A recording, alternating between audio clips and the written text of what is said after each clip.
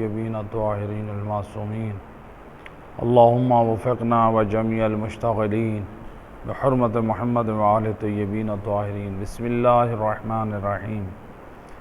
दर्स कुरान व सिलसिला उनस कुरान और फ़हम कुरान।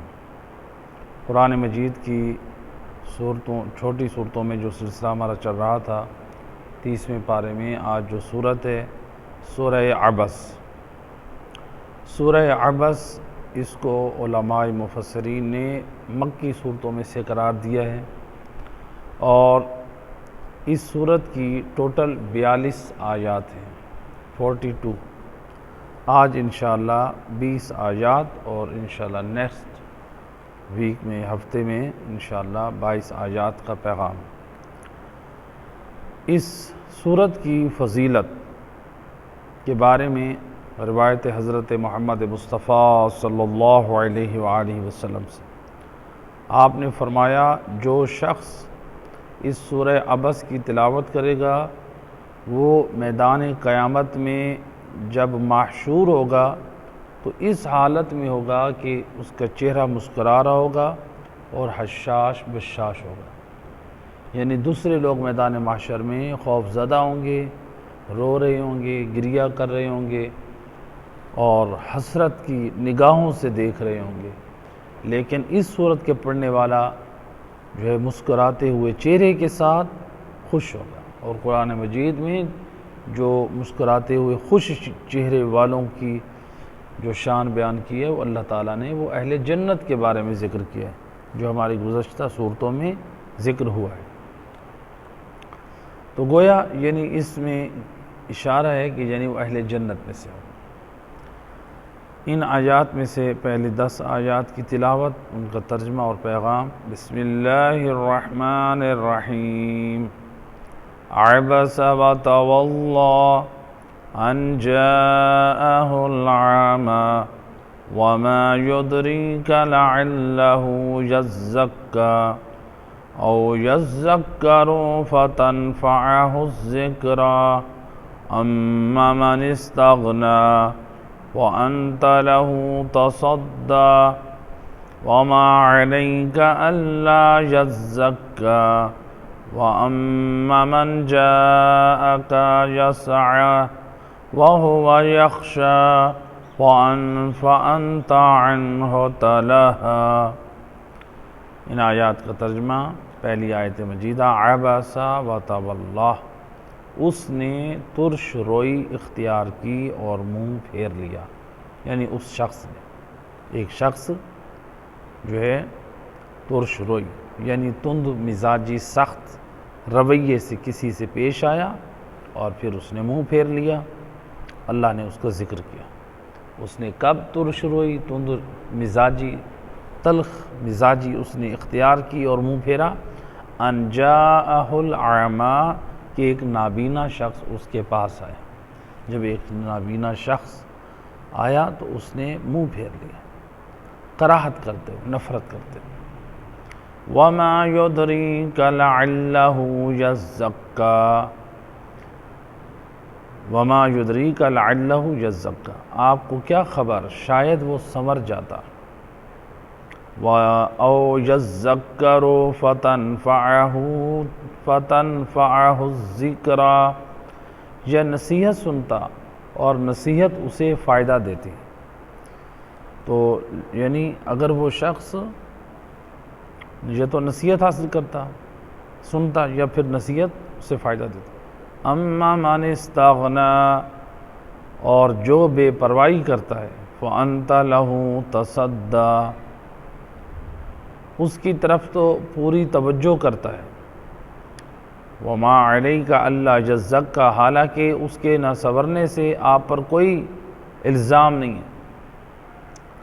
यानी जो बेपरवाही करता है उसकी तरफ तो पूरी तवज्जो करता है, यानी उसकी तरफ तो पूरी तवज्जो करता है, हालांकि उसके न संवरने पर आप पर कोई इल्ज़ाम नहीं। यानी आप अपनी तरफ से कोशिश कर रहे हैं कि जो आया है आपकी खिदमत में उसको नसीहत करें, वो संवर जाए, उसकी हिदायत हो जाए।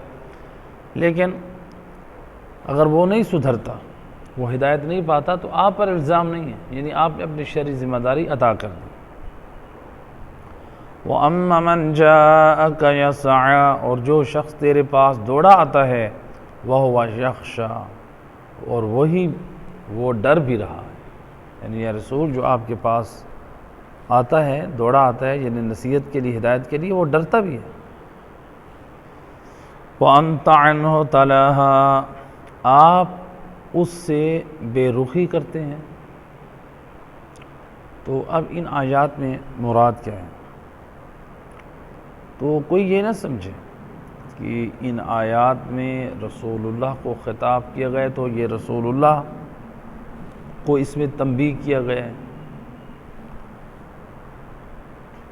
कुरान करीम में बहुत सारे मकामात पे ख़िताब रसूलुल्लाह हुआ है, लेकिन पैगाम हिदायत उम्मत को दिया गया। तो चूँकि वही रसूलुल्लाह पे नाजिल हो रही है तो इसलिए ख़िताब सैयदुर रसूल है। तो बहरहाल अब इन आयात की शान नज़ूल क्या है? हमारे पास दो तरह से शान नज़ूल है। पहली जो उलमाए अहले सुन्नत में मशहूर है, हमारे बाज़ उलमा ने इसको नकल किया। तो जो मशहूर तफसीर है, यानी जो मशहूर शान नज़ूल ये सूरत है, पहली वो क्या है? इन आयात से ये मालूम होता है कि अल्लाह सुब्हानहु व तआला यानी सरजनिश कर रहा है। जो ये 10 आयात है, इसमें अल्लाह सुब्हानहु व तआला तंबीह कर रहा है। लेकिन ये किसकी तंबीह कर रहा है, किसको ख़बरदार कर रहा है? इसमें उलमाए अहले सुन्नत में भी शदीद इख्तिलाफ है। हमारे उलमा ने भी इख्तिलाफ किया है कि इससे मुराद कौन है। आया सैयदुर रसूल है या फिर और अफराद है? तो जो आम यानी मशहूर जो मुफस्सिरीन हैं, उन्होंने ये शान बयान की है कि कुरैश के सरदार, उनका एक गिरोह था जिनमें उतबा बिन रबी था, अबू जाहिल था और बास इब्ने अब्दुल मुत्तलिब थे, और लोग थे इस गिरोह में, बहुत सारे लोग जो खिदमत रसूल खुदा सल्लल्लाहु अलैहि वसल्लम में तशरीफ़ फरमा थे। यानी ये बैठे थे, ये अफराद यानी ये कुरैश के ये लोग रसूलुल्लाह की खिदमत में बैठे थे। तो सैयद और रसूल इनको, अबू जाहिल को, उतबा बिन रबी को, अब्बास बिन अब्दुल मुत्तलिब को और बाकी जो सरदारान कुरैश थे, इन सब को दावत इस्लाम दे रहे थे कि इस्लाम की तालीमात जो है इन तक पहुंचा रहे थे, इस्लाम के जो हक़ाइक़ थे। तो जब सैयद और रसूल इन तक इस्लाम का पैगाम दे रहे थे और ये इस उम्मीद से थे कि ये जो है इस्लाम की तरफ माइल होंगे, जब ये इस्लाम की तरफ माइल होंगे तो ये लोग जो बड़े बड़े सरदार हैं, जो इस्लाम के ख़िलाफ़ बगावत करते हैं, इस्लाम के ख़िलाफ़ जो है वो महाज करते हैं, लोगों को इस मुखालिफ बनाते हैं, तो जब ये अगर सुधर गए तो फिर मुखालफत ख़त्म कर देंगे, तो इस्लाम जो है और तेज़ी से फैल जाएगा। जिन लोगों को ये रोकते हैं वो लोग भी इस्लाम में आ जाएंगे। तो इसी दौरान सैयद और रसूल बात कर रहे हैं, इसी दौरान एक शख्स जो नाबीना है, गरीब है, अब्दुल्ला इब्ने मक्तूम, अब्दुल्ला इब्ने मक्तूम, ये नाबीना शख्स था और गरीब था, सैयद और रसूल का एक सहाबी। ये इस महफिल में वारिद हुआ। अब ये नाबीना है, रसूलुल्लाह बातें कर रहे हैं, यानी आप इस अहमियत को उजागर कर रहे हैं। वो आकर कहते हैं कि या रसूल अल्लाह, मुझे जो है कुछ कुरान की तालीम दें, मुझे दीन के बारे में कुछ सिखाएं, मुझे दीन के बारे में कुछ समझाएं। अब सैयद और रसूल उन बड़े बड़े सरदारों को सुधार रहे हैं और ये अब्दुल्ला इब्ने मक्तूम, ये रसूलुल्लाह की बात को सुन रहे हैं लेकिन तवज्जो नहीं है। ये सिर्फ़ इसी बात पे कि मैं जाके कुछ आयात सुन के, सीख के, नसीहत की बातें सीख के यानी अमल करूं। तो ये बार बार इसरार कर रहे हैं। हत्ता कि यहाँ तक उलमा मुफस्सिरीन नकल किया है कि यानी सैयद रसूल की बार बार इन्होंने बात काटी कि जो सैयद रसूल को नागवार गुजरा, बार बार बात काटना। तो सैयद रसूल मुफस्सिरीन नकल किया कि सैयद रसूल के दिल में ये सोचा कि अगर मैं इसकी तरफ तवज्जो करता हूँ तो वो कहेंगे कि देखो हम सरदारों को छोड़ के तो उस एक मुफलिस और नाबीना की तरफ तवज्जो की है, हमसे जो है वो लापरवाही और गफलत बरती है। तो आपने उससे रुख हटा के, अपना रुख मोड़ के उन सरदारों की तरफ तवज्जो की। तो उसके बाद ये आयात नाजिल हुई जिसमें सैयद रसूल को खिताब किया गया, जिसमें यानी तंबीह की गई। ये एक कौल है, लेकिन इस कौल के मुकाबिल एक दूसरा कौल है। इसके ऊपर कई एतराज़ात वारिद होते हैं सैयद रसूल के अखलाक, उनकी सीरत, उनकी पाकीज़गी, उनकी तहारत पर। तो लिहाजा अब सैयद रसूल ने बात काटी, जो इसमें है कि सैयद रसूल की वो बात काट रहा था और सैयद रसूल ने उसकी तरफ से तवज्जो हटा दी। यहाँ पर रिवायत है हज़रत मोहम्मद मुस्तफ़ा सल्लल्लाहु अलैहि वसल्लम, वैसे किसी की बात काटना। बाद लोग होते हैं ना, कुछ बात कर रहा है सामने वाला, तो लोग क्या करते हैं, उसकी बात काट के अपनी शुरू कर देते हैं। अल्लाह के रसूल फरमाते हैं जो शख्स सामने वाले की बात काट देता है, यानी वो बात कर रहा उसको मुकम्मल नहीं करने देता, आप फरमाते वो ऐसे है जैसे उसने सामने वाले का चेहरा नोच लिया। एक तौहीन है, यानी इंसान जो ये समझे कि सिर्फ मेरी बात होती रहे, मैं बात करता रहूं, सामने वाला बात न करे। तो यानी कोशिश करें सामने वाले को भी हक़ देना चाहिए बात करने का, और हम भी बात करें। तो इसीलिए हौज़ात इल्मिया में, नजफ़ अशरफ में, क़ुमुल मुक़द्दस में उलमा के सामने जब शागिर्दान ज़ानु अदब बैठते हैं तो वो उस्ताद जब खामोश हो जाते हैं, शागिर्दान बाद में सवाल करते हैं। ऐसा नहीं है कि उस्ताद की बात काटें, या मसलन वो उंगली से ऐसे इशारा करते हैं हाथ से, वो समझ जाते हैं। अगर उनको रुकना होता है तो रुक जाते हैं कि बात का तसलसल, ताकि वो जो जारी है वो रुकना होता है, रुक के सवाल का जवाब दे देते हैं।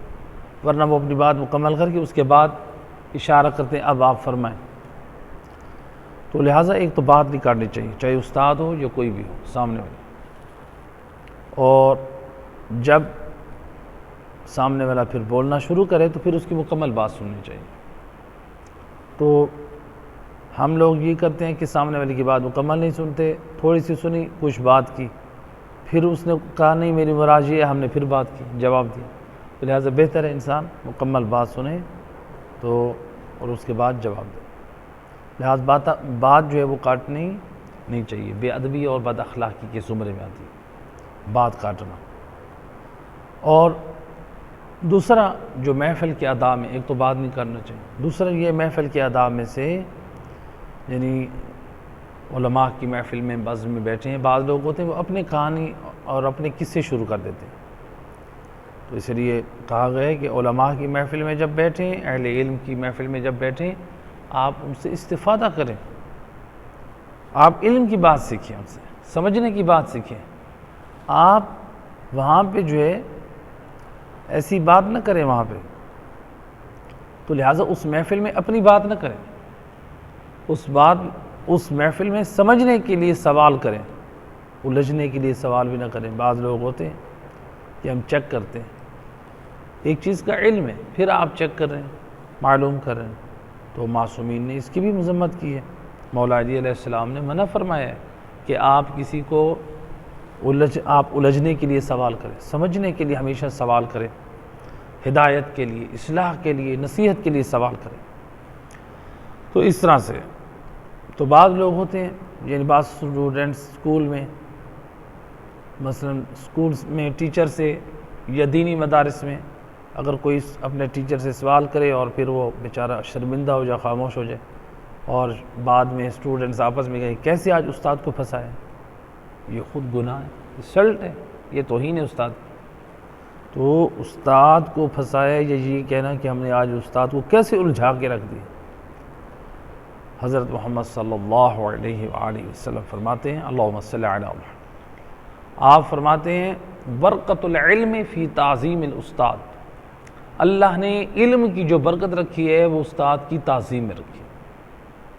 तो लिहाजा अपने उस्ताद की रिस्पेक्ट और ताज़ीम करें तो अल्लाह ताला आपके उस इल्म में बरकत और खैरात रखेगा। एक सलावत पढ़ दे मोहम्मद वाले, अल्लाहुम्मा सल्लि अला मुहम्मद। तो लिहाजा यानी ये जो पहले शान नज़ूल है उसमें है कि फिर यानी इस मकाम पर ये 10 आयात नाजिल हुई। तो रसूलुल्लाह इस वाक़े के बाद फिर हमेशा अब्दुल्लाह इब्न मक्तूम का एहतराम करते और ये जुमला कहते, जब वो आते रसूलुल्लाह के नाबीना सहाबी मुफलिस जब रसूलुल्लाह की खिदमत में आते तो फरमाते मरहबन बिमन आतबनी फ़ीहे रब्बी, खुश आमदीद है वो शख्स जिसके बारे में मेरे रब ने मुझे एताब किया, यानी वो तनब्बे किया, ख़बरदार किया। तो ये था पहला कौल। लेकिन हमारे उलमाए मुहक्किकीन फरमाते हैं कि ये कौल काबिल कबूल नहीं। इन आयात में से इन आयात में इशारे मौजूद हैं कि इन आयात में ख़ुद पहली आयत अबसा व तवल्ला, उसने तुरशरोई इख्तियार की और मुंह फेर लिया। कहा कि ख़ुद ये जो पहली आयत है ये दलील है कि इसका खिताब रसूलुल्लाह नहीं है, क्योंकि अबसा उसने तुरशरोई तुंदरोई इख्तियार की और मुंह फेर लिया, यानी अगनिया की तरफ से, अगनिया जो अमीर हैं उनकी तरफ मुंह फेरना और गरीब की तरफ से मुंह मोड़ लेना। और अबासा का जो फेल है ये एक और शख्स की तरफ इशारा है। अगर सैयद और रसूल इससे मुराद होते तो फिर इस आयत में क्या होता, अबस्ता, कि ए रसूल तूने जो है ना तुरशरोई इख्तियार की और मुंह मोड़ा, अबस्ता के साथ खिताब होता। इस आयत में अबस्ता नहीं कहा है, यानी अल्लाह ताला अपने हबीब को नहीं कह रहा कि तूने तुरशरोई तुंद मिजाजी इख्तियार की और मुंह मोड़ लिया। अल्लाह ताला इस आयत में अबसा कह रहा है, अबस्ता नहीं कह रहा। तो गोया इस आयत से ये वाज़ेह हुआ कि ये खिताब रसूलुल्लाह को नहीं है। जब ये रसूलुल्लाह को नहीं है तो यानी रसूलुल्लाह की तंबीह के लिए नहीं है, बल्कि वो शख्स जो बदखुल्क और बदमिजाज है उसकी तंबीह के लिए जाइए। और दूसरा कि देखिए जो ये कैसे हो सकता है कि सैयद और रसूल जो ग़ुलामों के साथ बैठने वाले, कि बाहर से आने वाला जब आता था सैयद और रसूल ग़ुलामों के दरमियान, गुरबा के दरमियान इस तरह से बैठे होते, वो मालूम ना कर सकता कि सैयद और रसूल इनमें रसूलुल्लाह कौन है, लेकिन देखता था इनके चेहरों पे वजाहत के आसार, पाकीज़गी और तहारत के आसार किससे ज़ाहिर हो रहे हैं, तो वो समझ जाते ये नूरानी चेहरे वाला है। वरना सैयद रसूल ग़ुलामों के दरमियान भी इस तरह से बैठते थे, ये नहीं देखते थे ये मालदार है या ये गरीब है। इस तरह से मोहब्बत से लोगों के साथ घुल मिल के रहते थे। और जो घुल मिल के रहना मोहब्बत के साथ, गरीबों के साथ, हर एक के साथ, सैयद रसूल ने आप देखें उनकी सीरत तैयबा, रसूलुल्लाह मदीने में यानी मदीना शहर में महल्लात भी थे। महल्लात जिसको कहते हैं यानी जो कोठी, जिसको आज के दौर में बंगला आप लोग बोलते हैं, तो सैयद रसूल उनमें नहीं रहे। मदीना शहर के मोहल्ले में रहे जहाँ पर गरीब लोग भी हैं, अमीर भी पहुँच सकते हैं। आप क्यों रहे? ताकि मैं दीन खुदा सब तक पहुँचाऊँ, अमीरों तक भी गरीबों तक। सीरत इसलिए उलमा फरमाते हैं कि कॉलोनियों में ज़िंदगी न गुजारें। उलमा मना करते हैं, कहते हैं ये कुफरान नेमत में से है, जहाँ पर हमसाए को हमसाए के हकूक़ की खबर नहीं है, जहाँ पर हमसाए हमसाए से जनाजा उठ रहा है तो हमसायों को पता नहीं, शादी हो रही है तो हमसायों को पता नहीं। कितने ऐसे वाक़यात हमने अपनी आंखों से मुशाहिदा किए है। घर से जनाजा उठ रहा है और उस घर में सिर्फ 10 या 11 आदमी हैं। घर से जनाजा उठ रहा है, उस घर में 6 या 7 अफराद हैं। ये हालत है कॉलोनियों में ज़िंदगी गुजारने वालों की, 6 या 7 आदमी हैं। जनाजा उठाने के लिए लोग नहीं हैं, बामुश्किल उठा के बहुत करीब कब्रिस्तान है, उसी जहाँ पर जिस कॉलोनी में, वहाँ पर उनका अपना कब्रिस्तान है। घर के सामने वाली गली में कब्रिस्तान है, कुछ 100 कदम पे होगा, लेकिन उठाने वाले अफराद नहीं हैं। चंद अफराद हैं जो बूढ़े हैं, जनाजा नहीं उठा सकते। जनाजे को कब्रिस्तान तक पहुँचाने के लिए भी उनको डाला मंगवाना पड़ा। तो ऐसा इंसान ऐसा बेहिस भी ना हो कि इंसान यानी एक मोमिन मुसलमान का इंतकाल हो जाए और इंसान शिरकत न करे और जनाजे को कांधा न दे, उसका एक अपना अजर व मकाम और सवाब है। तो लिहाजा इसलिए हुक्म है कि आप मोहल्लों की ज़िंदगी गुजारें। आप हमारा और गरीब हर तबके से आपका ताल्लुक़ हो, आप हर तबके के से अच्छाइयाँ और खूबी और खैर की बातें सीखें। एक सलावत पढ़े मोहम्मद वाली बैत।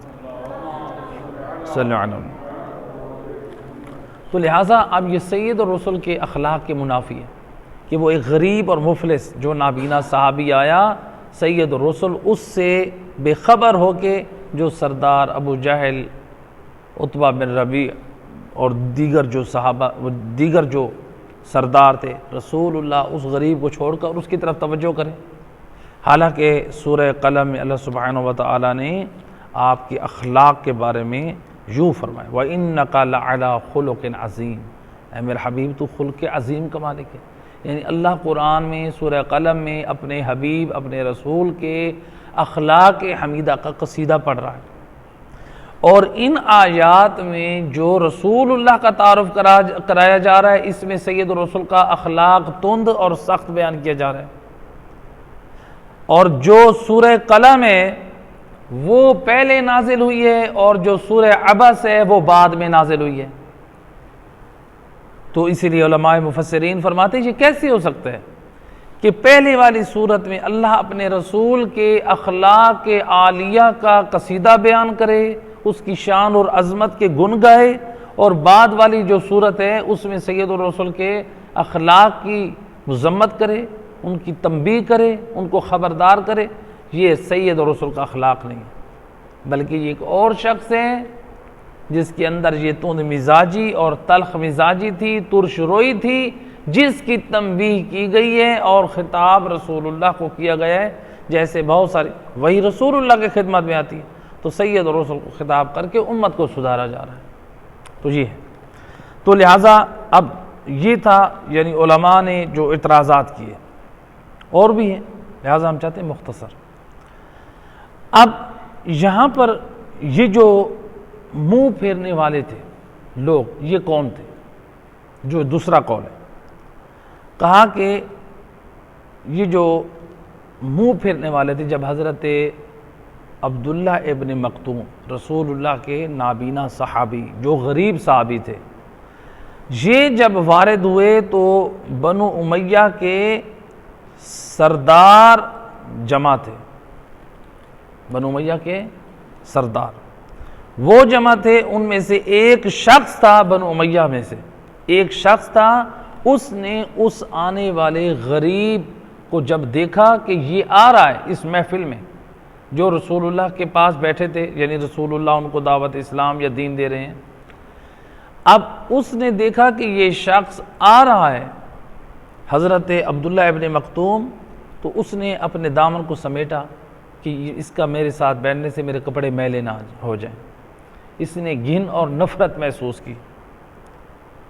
तो जब इसने अपने दामन को समेटा इस खौफ से कि इसकी गुर्बत मुझे न लग जाए, मेरे कपड़े जो है वो मैले ना हो जाएं, और फिर इसने उस नाबीना गरीब सहाबी से मुंह मोड़कर दूसरी तरफ मुंह कर लिया, तो उस बनु उमैया में से एक शख्स वो उसकी बदखुल्की, बदमिजाजी, बद अखलाकी पर मज़म्मत करते हुए अल्लाह ताला ने इस आयत को, इन आयात को नाजिल फरमाया और तंबीह की।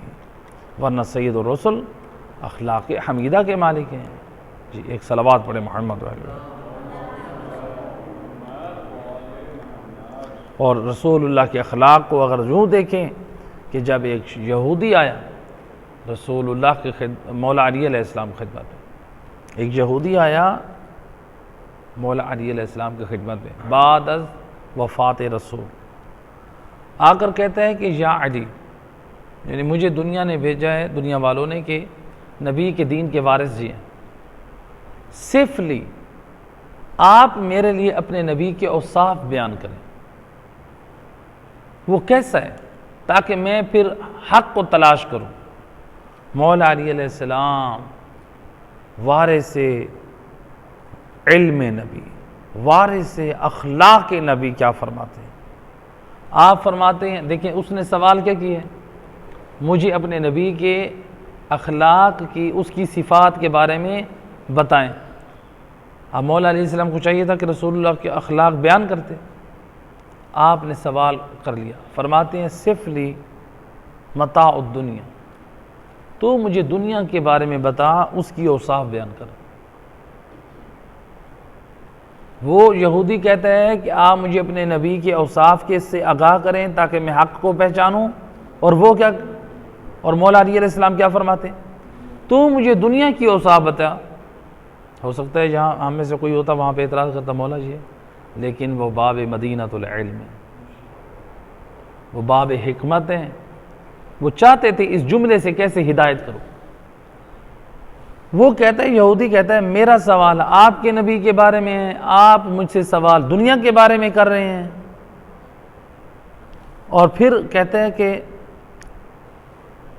मैं कैसे कर सकता हूँ दुनिया की जो है तारीफ़ कैसे कर सकता हूँ, इतनी बड़ी दुनिया, रंग रंगीलियाँ, पहाड़, जमादात, आसमान, ज़मीनें, चाँद, सितारे, मैं किस किस चीज़ के बारे में बयान करूँ, मैं आजिज़ हूँ। तो उस वक्त वारिस कुरान, नबी के दीन के, नबी के अखलाक के वारिस मौला अली क्या फरमाते हैं कि ऐ शख्स, तू दुनिया की तारीफ़ से आजिज़ है, जिसके बारे में अल्लाह कुरान में फरमाता है कुल मताउ दुनिया कलीलुन, ऐ मेरा हबीब लोगों को बता दे ये दुनिया का मालो मताल ये कलील है। जिसको अल्लाह कुरान में कलील कह रहा है, तू उसकी तारीफ़ करने से आजिज़ है। और मेरे मुस्तफ़ा और मेरे रसूल की शान अल्लाह कुरान में फरमाता है इन्नका लअला खुलुकिन अज़ीम, मेरा हबीब तो खुल्क अज़ीम का मालिक है।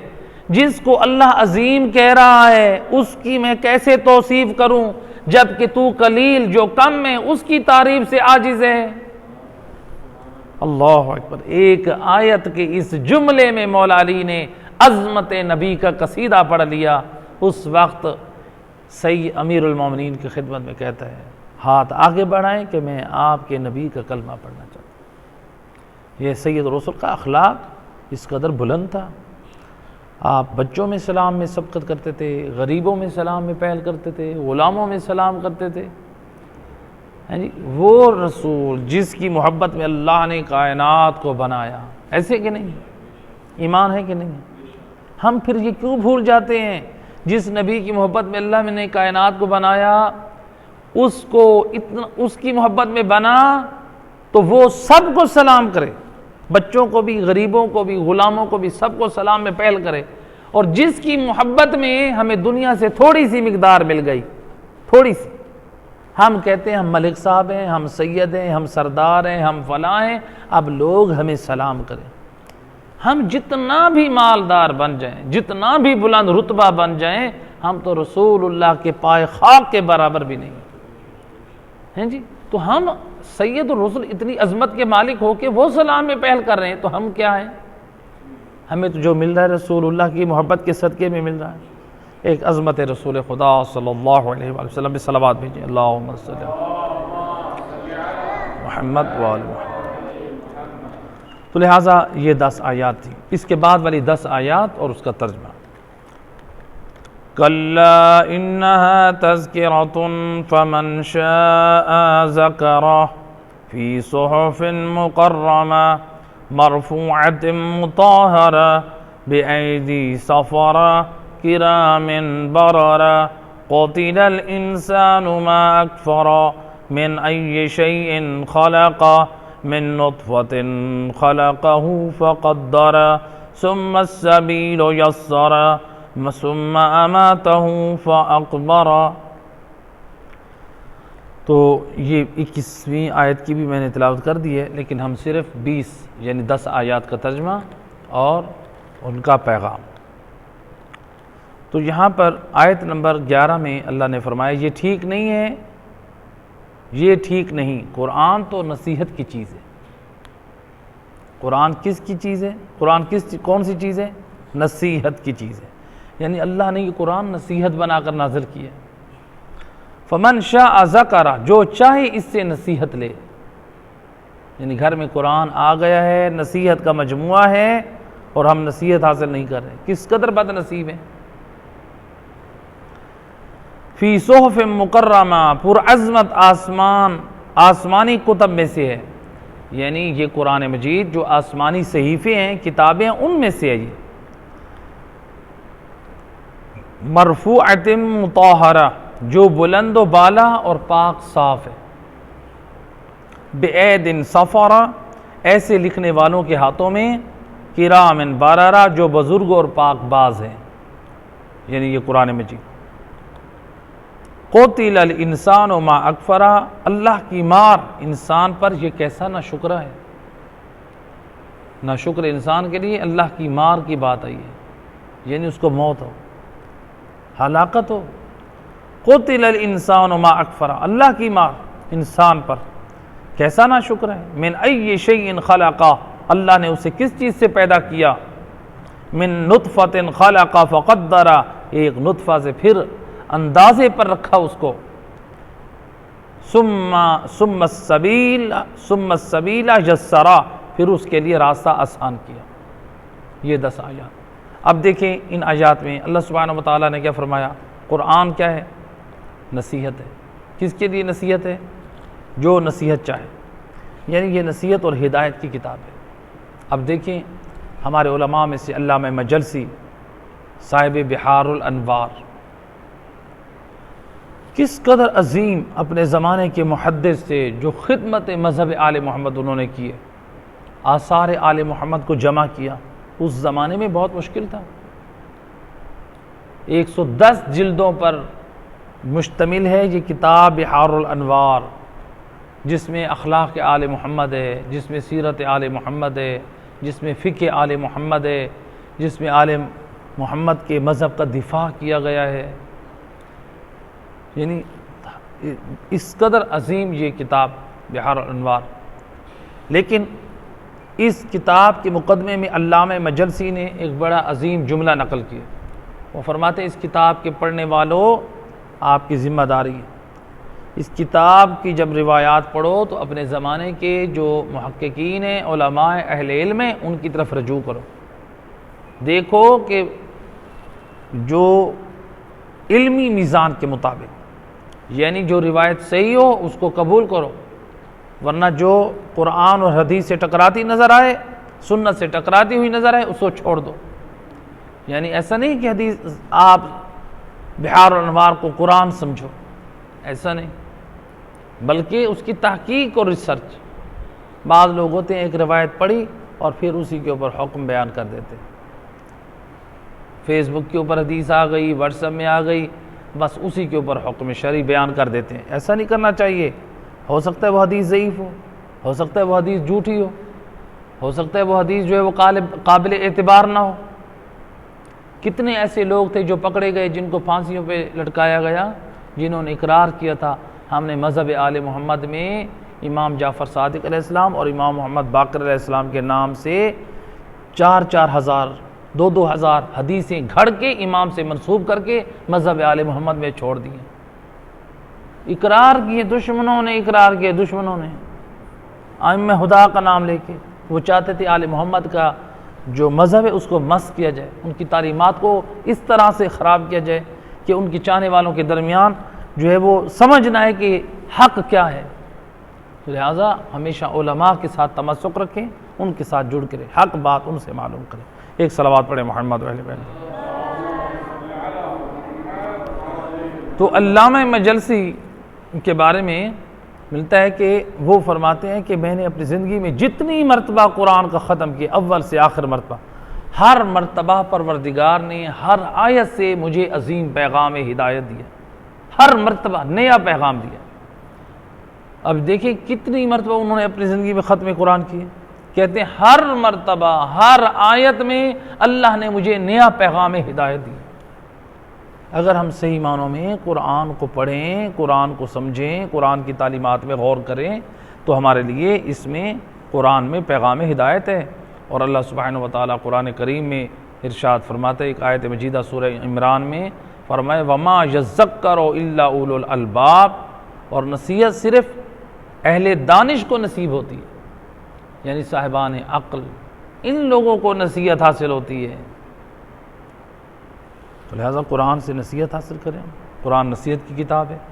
सूरह यूनुस में फरमाया या अय्युहन्नास क़द जाअतकुम मौइज़तुम मिन रब्बिकुम, ऐ लोगो तुम्हारे रब की तरफ से जो किताब आई है वो क्या है, मौइज़तुम मिन रब्बिकुम, ये नसीहत का मजमुआ है। अल्लाह कुरान को नसीहत का मजमुआ करार दे रहा है। वह शिफ़ाउन लिमा फ़िस सुदूर, और ये दिलों को शिफा देने वाला है।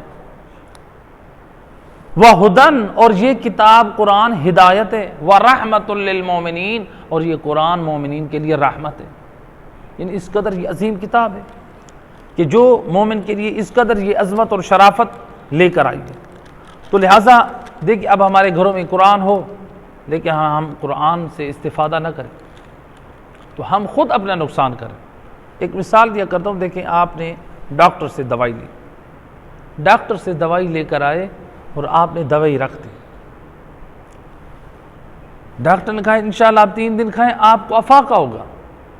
आपने कहा इंशाल्लाह, थोड़ा सा खुश हुए, मुतमईन हुए, अल्हम्दुलिल्लाह मुझे अच्छा डॉक्टर मिल गया, अच्छी दवाई मिल गई।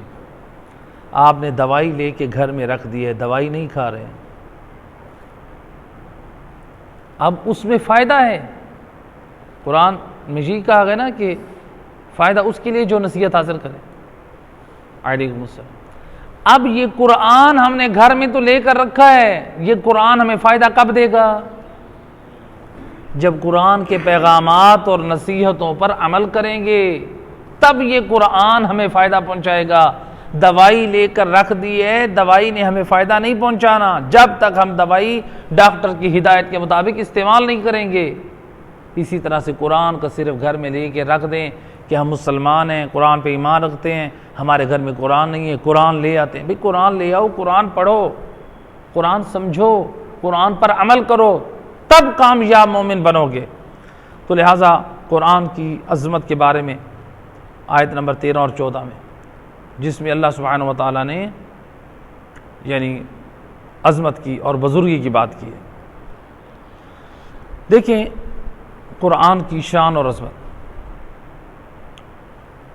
हमारे उलमाए मुफस्सिरीन जो कुरान की तफसीर लिखने वाले हैं, उनमें हमारे एक बहुत बड़े मुफस्सिर कुरान गुज़रे हैं, अल्लामा तबरसी। अल्लामा तबरसी जो हैं, इनका जो सन वफ़ात है यानी तकरीबन आज से 900 साल पहले फ़ौत हुए, आज से 900 साल पहले। इनको पुराना ज़माना है, आज से 900 साल पहले पुराना ज़माना है।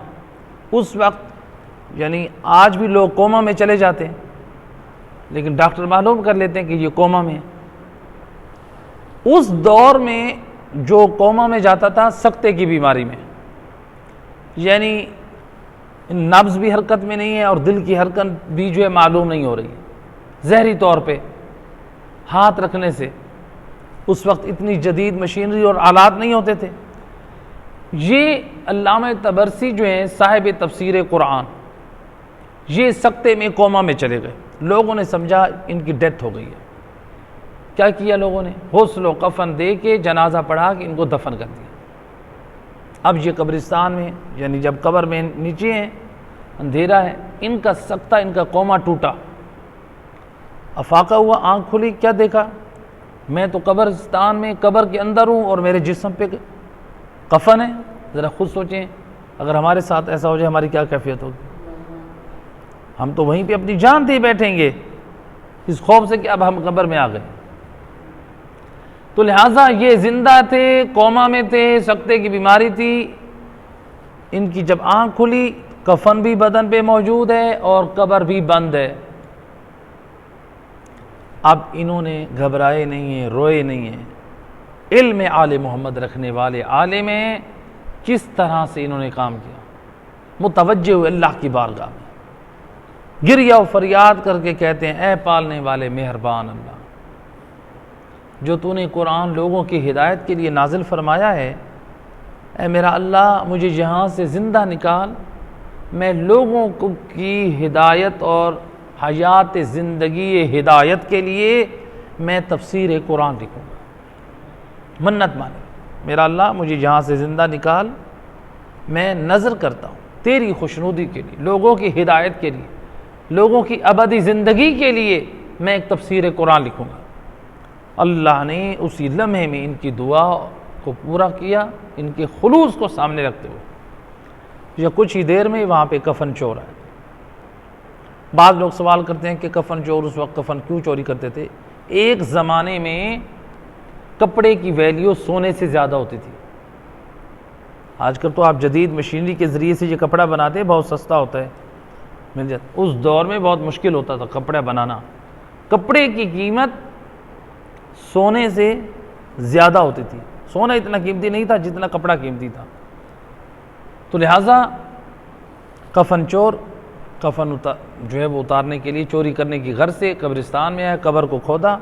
अभी कुछ कब्र की ईंटें या जो चीज़ें उसने निकाल के हाथ अंदर बढ़ाकर कफन की तरफ बढ़ाना चाहा, ये अंदर से अल्लामा तबरसी उन्होंने इस कफन चोर का हाथ पकड़ा।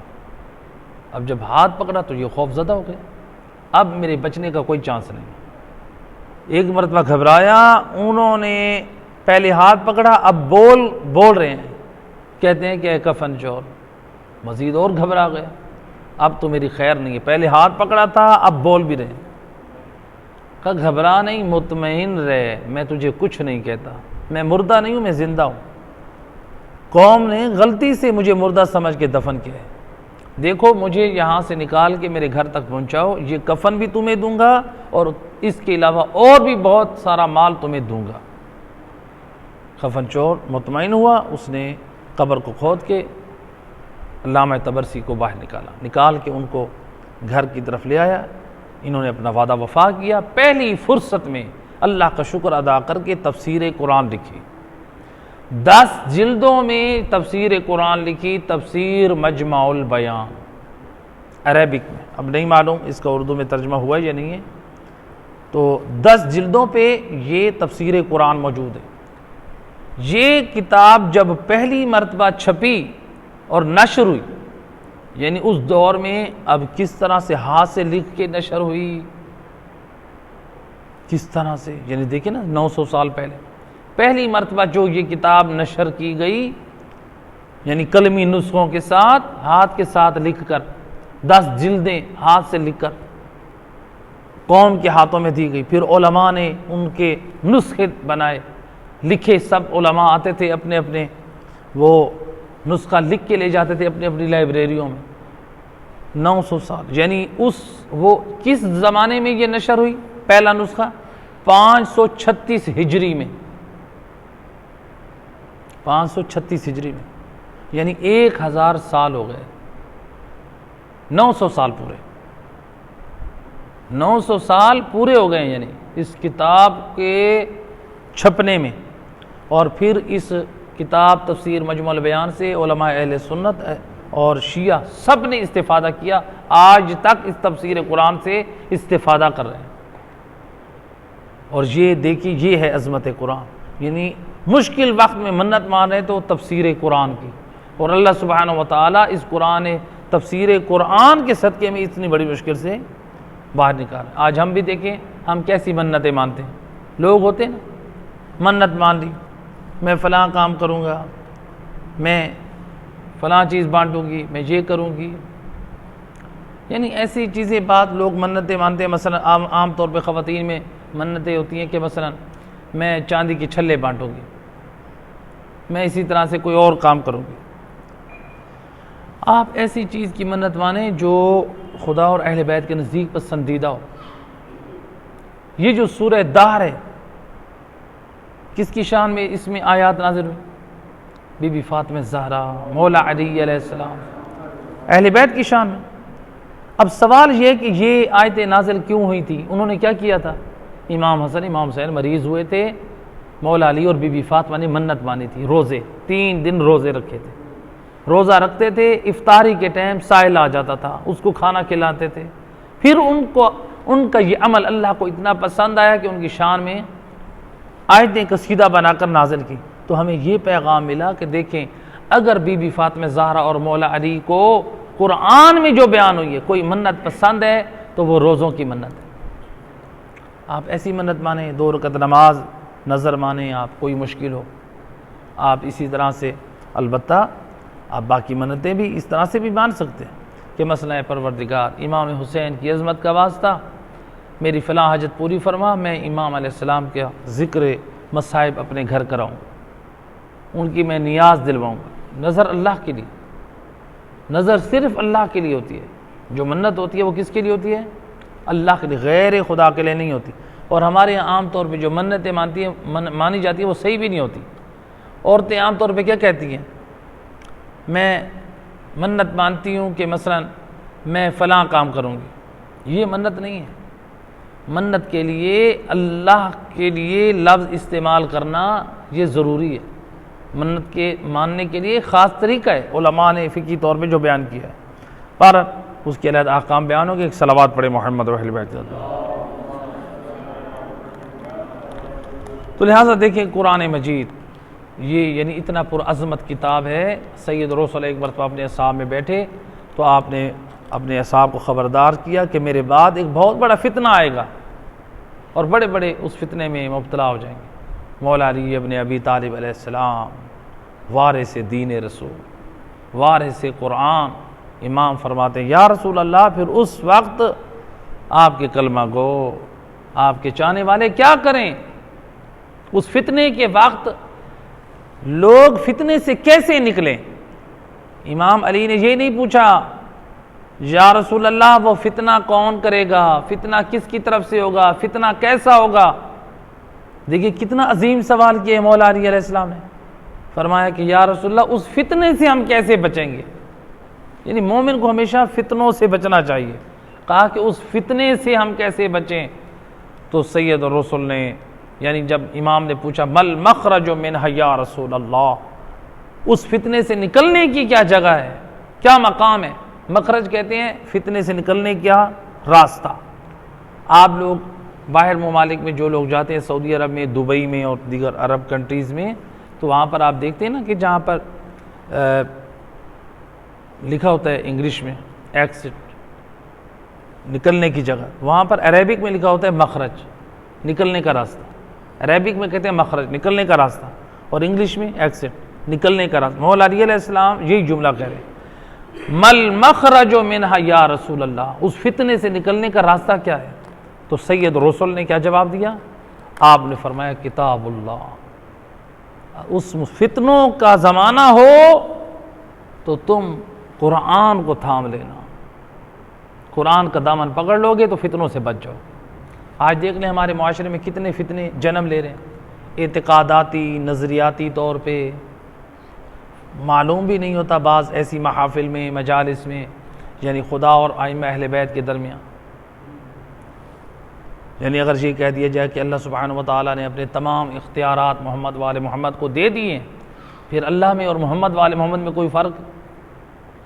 फ़र्क तो नहीं है। अल्लाह तो रिटायर्ड हो गया, अल्लाह फारिग हो गए।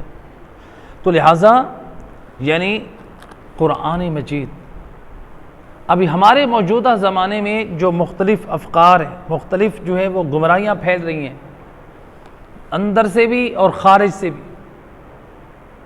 जो भी गुमराही हमारे यहाँ आ रही है यानी मुसलमानों में, मोमिनीन में, उसका हल बेहतरीन है।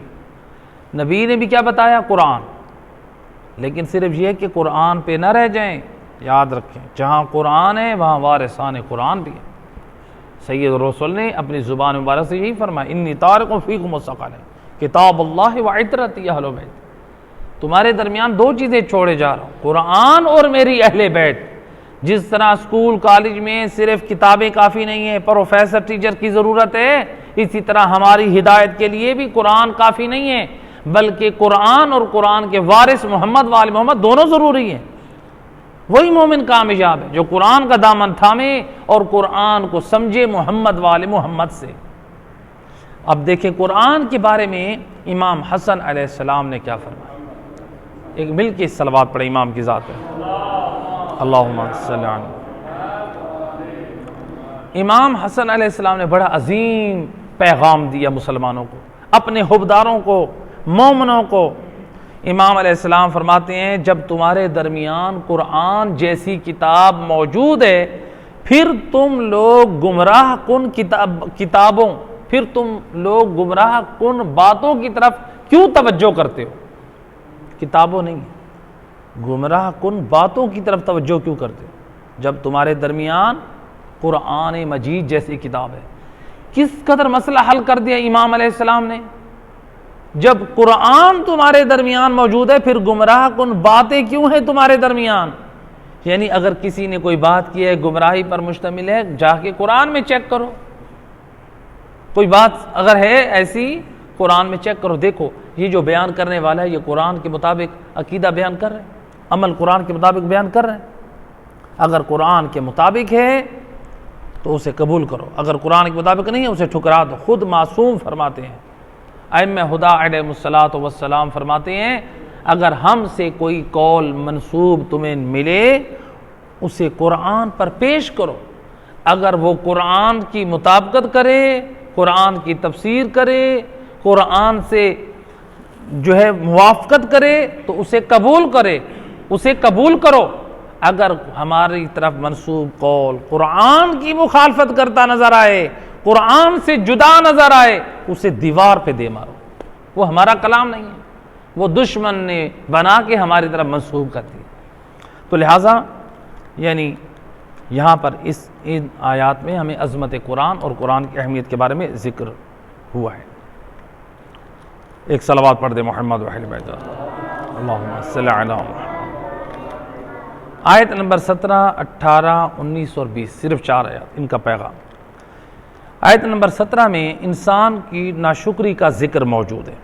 नाशुक्री के बारे में अल्लाह सुब्हानहु व तआला देखिए कुरान करीम में किस अंदाज से फरमाता है। फरमाया ला इन शकरतुम लअज़ीदन्नकुम व ला इन कफरतुम इन्न अज़ाबी लशदीद। नाशुक्रे लोगों के बारे में फरमाया वला इन कफरतुम इन्न अज़ाबी लशदीद। अगर तुमने कुफ्र किया, मेरी नेमतों का कुफ्र किया, फिर मेरा अज़ाब दर्दनाक है, अल्लाह कह रहा।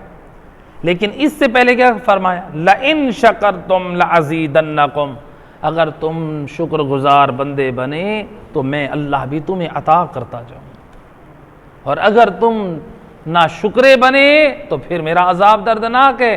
क्या मतलब? फिर अपनी नेमात भी रोक लूँगा और जो नाशुक्री किए उसका अज़ाब भी मैदान क़यामत में मिलेगा।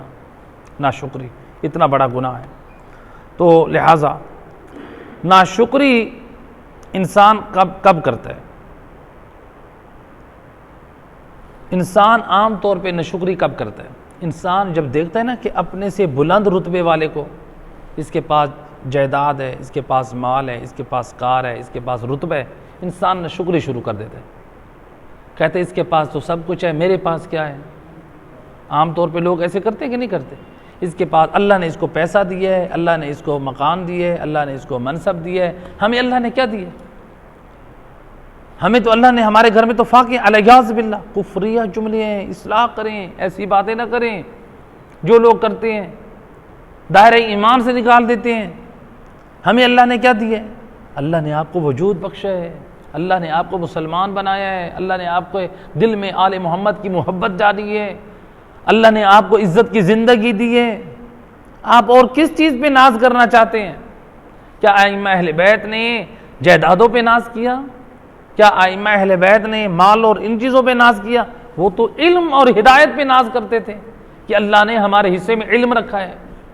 तो लिहाजा मोमिन भी आले मोहम्मद का चाहने वाला इल्म और हिदायत पर मुतमईन रहे। तो लिहाजा अब हम क्या करें? हम अपनी इस बीमारी का हल क्या ढूंढें? रसूल खुदा सल्लल्लाहु अलैहि वसल्लम अल्लाहुम्मा सल्ली अला मुहम्मद व आपसे रिवायत है, फरमाया इज़ा नज़रा अहदुकुम इला मन फुज़्ज़िल अलैहि फिल माल वल खल्क़ि, आपने फरमाया जो शख्स तुम में से देखे किसी ऐसे शख्स की तरफ जिसके ऊपर अल्लाह ने माल का और शक्ल और सूरत का फजल किया है, यानी उसके पास बहुत ज़्यादा माल भी है, अच्छा मकान है, अच्छा बिजनेस है, कारोबार है और शक्ल और सूरत हुस्न और जमाल का पैकर है, वो सैयद रसूल फरमाते हैं ऐसे शख्स को चाहिए, यानी जो लोग किसी के माल और हुस्न और जमाल को देख के ना शुक्रे बन जाते हैं, फरमाया फल यनजुर इला मन हुवा अस्फल मिन हो, ऐसे शख्स को चाहिए अपना ईमान बर्बाद न करे ना शुक्री करके, बल्कि क्या करे, अपने से पस्त हालात वाले की तरफ देखे कि मेरे से गरीब लोग भी हैं, जो झूंपड़ियों में बैठ के मांग के खाने वाले हैं, मुझे तो फिर अभी अल्लाह इज्जत के साथ लुकमा दे रहा है। मेरे से भी ज़्यादा बदसूरत लोग हैं, अल्लाह ने तो फिर भी मुझे खुश शक्ल बनाया है। इंसान ये देखे, अल्लाह ने मुझे इंसान बनाया है, मुझे हैवान नहीं बनाया, कुत्ता नहीं बनाया, है कि नहीं? शुक्र है कि नहीं? मकाम शुक्र है। अल्लाह ने मुझे इंसान बनाया, मुझे शक्ल दी है, अल्लाह ने मुझे मस्क नहीं किया, वजूद इंसान वाला हो, शक्ल हैवान वाली। कितनी कौमें थी जिनको अल्लाह ने बंदरों की शक्लों में मस्क कर दिया, इंसान पैदा हुए बंदर मस्क हो गए। हम शुक्र पढ़ें अल्लाह का, हर हाल में शुक्र पढ़ें, शाकिर बने। आइम्मा अहले बैत अलैहिस्सलातु वस्सलाम की निगाह में शुक्र ही शुक्र था, ना शुक्री नहीं। तो बाद लोग ना शुक्री करते हैं, तो ना शुक्री को हमें अपनी ज़िंदगियों में ख़त्म करना चाहिए, जो कुफरान नेमत है। और ये जो ना शुक्री है, उलमा फरमाते हैं, बेहतरीन फरमाते हैं कि नाशुक्री की एक मिसाल और है। एक तो नाशुक्री इंसान ज़ुबानी करता है, एक अमलन करता है। नाशुक्री जो ज़ुबानी करते हैं वो क्या है? नाशुक्री। मुझे अल्लाह ने क्या दिया है, मेरे पास क्या है, मेरे घर तो फाके हैं, मेरे पास रहने की जगह नहीं, नाशुक्री ये ज़ुबानी। अमलन क्या है? उलमा फरमाते हैं जो कंजूसी और बुखल करते हैं ये भी नाशुक्री। वो कैसे? कहा कि इसलिए कि हकीकत में ये भी नाशुक्री है, यानी वो समझता है कि मैं अल्लाह की राह में माल खर्च करूँगा तो मेरा माल कम हो जाएगा, ये नाशुक्री है। जबकि अल्लाह की राह में माल खर्च करने से अल्लाह माल और बढ़ाता है, गरीबों की मदद करने से अल्लाह माल और बढ़ाता है। तो जो ये समझता है मैं माल खर्च करूँगा माल कम होगा, ये नाशुक्रा है। और इसीलिए उलमा ने बड़ा अजीम जुमला कहा है, अगर एक मरतबा है आप दुआ के लिए इल्तिमास करते हैं, लोगों से कहते हैं मेरे हक़ में दुआ करें, एक मरतबा ये है कि लोगों से इल्तिमास नहीं करते, लोग खुद से दुआ करते हैं। उलमा फरमाते ऐसे बने कि लोग आपके लिए दुआ के लिए हाथ उठाएं। वो क्या है? कोई हाजतमंद है, ज़रूरतमंद है, मकरूज़ है, उसको कर्ज़ की ज़रूरत है, उसको कर्ज़ दे दें, ये है उसकी ज़रूरत पूरा करना, ताकि वो तन्हाई में बैठ के आपके लिए हाथ बुलंद करे। मोमिन को दवाई के लिए या और हाजत के लिए ज़रूरत है, उसकी ज़रूरत को पूरा करें। लेकिन याद रखें, जहाँ मोमिनों की हाजत रवाई करें, हुक्म में सैयद रसूल फरमाते हैं जब आप किसी मोमिन की हाजत रवाई करें तो सिर्फ हाजत रवाई न करें बल्कि उसको नसीहत करें। और अल्लाह के रसूल फरमाते हैं जो शख्स किसी को नसीहत करने के लिए जाए और उसको बग़ैर नसीहत के वापस आ जाए, मुझ मुस्तफ़ा की निगाह में ये अल्लाह का भी ख़यानतकार है और मुझ रसूल का भी ख़यानतकार है। यानी जो इस्लाम मोमिनीन के हकूक़ की तरफ ताकीद करता है, तो रसूलुल्लाह जो ये बात पसंद करते हैं वही रसूल हमें बता रहे हैं। सिर्फ मोमिनीन के मादी अमूर की तरफ तवज्जो न रखें, इसके साथ साथ उनकी हिदायत की भी फ़िक्र रखें। ऐ करीम मेहरबान अल्लाह हम सबको कुरान समझने और कुरान पे अमल की तौफ़ीक़ अता फरमाए।